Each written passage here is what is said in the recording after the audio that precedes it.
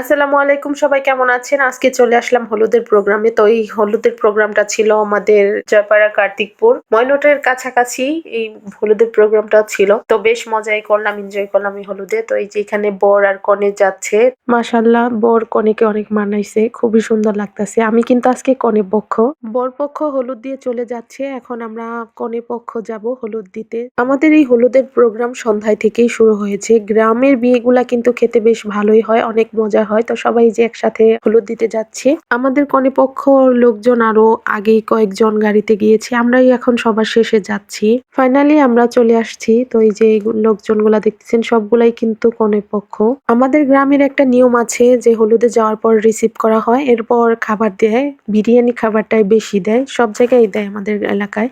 সবার বিরিয়ানি খাওয়া শেষ, এখন বর কনেকে স্টেজে আনা হবে হলুদ দেওয়ার জন্য। তো বর আর কনে কিন্তু একসাথেই চলে আসতেছে।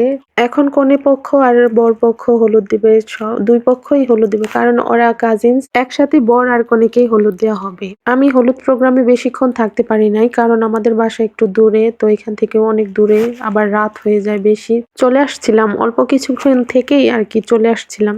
আমাদের গ্রামের বিয়েতে অনেক মজা হয়, আবার কিছু নিয়ম কানুনও মানা হয়। তো আমি ফুল ভিডিওটা দিতে পারবো না, এই অল্প একটু হলুদের ভিডিও দিতেছি। সবাই ওদের জন্য দোয়া করবেন, ওদের দাম্পত্য জীবন জানি সুখের হয়। এই যে দেখেন আমাদের গ্রামের বিয়েতে কতটা মজা হয়। তো এখানে ডান্স করতেছে যে যার মতন, বর কনেকে স্টেজে রেখে সবাই ডান্স করতেছে। তো সবাই ভালো থাকবেন, আর আমার পেজটা লাইক কমেন্ট শেয়ার করবেন।